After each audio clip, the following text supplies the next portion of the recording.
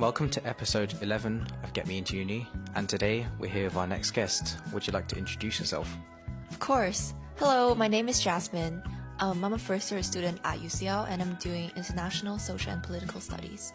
Oh, thank you very much for your time, Jasmine, and welcome to the show. So, first time at UCL has nearly come to an end. How are you finding it so far? So, what have you been up to student life-wise, and what kind of stuff are they teaching you in your course? Oh, I actually really enjoyed my first term so far, and in terms of socializing, our course has a bunch of socials and we have a common room, so it's easy to make friends there. And in terms of academics, I've really enjoyed my course because you can pick a main module from various different subjects, and I picked law. Well, that hasn't started yet, but I'm looking forward to it. And we also need to do a compulsory language because it's a 4-year course and we're going a year abroad in our 3rd year. And because I'm going to Japan, I picked Japanese and I've really enjoyed that as well. The classes are highly interactive. Very exciting. That's great. And now for prospective students who want to study international social and political studies, I'm sure they'd love to hear your experiences on applying to this course at UCL. So let's start off with your A-level subjects. So which subjects did you take and how did they go for you? I did English literature, maths, history, and econ. And I feel like history, in my opinion, is the most useful one for my course because the way, the essay writing style is highly similar between history and what I'm doing now.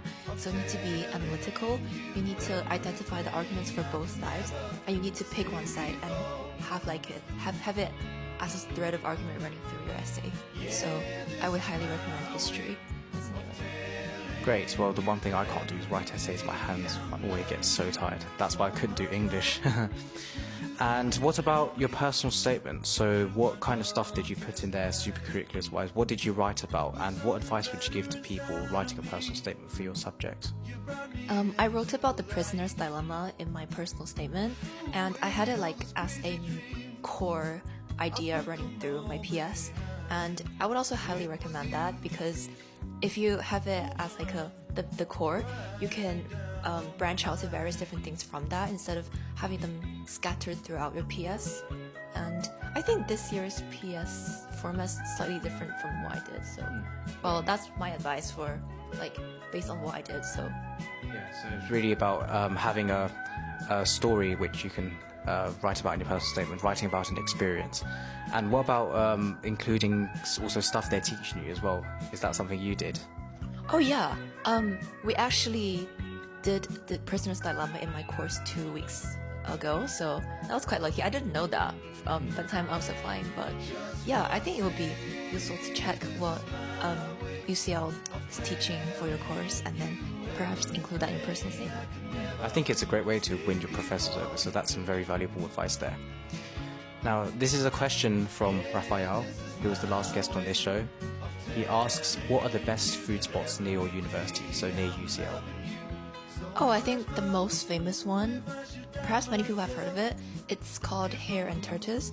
The roast duck rice there is really good, and everyone orders that because I think it's pretty good. And there's also Nazuki Garden.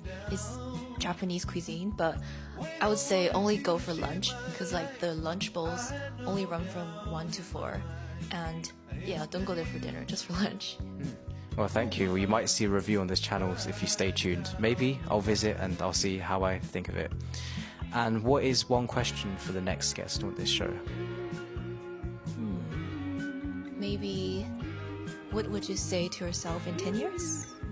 I think it's a really open question, so I'd be really interested to see the answer. Well, thank you very much for your time, Jasmine, and thank you for coming on the show. Thank you for having me here, Ewing. Oh, no problem.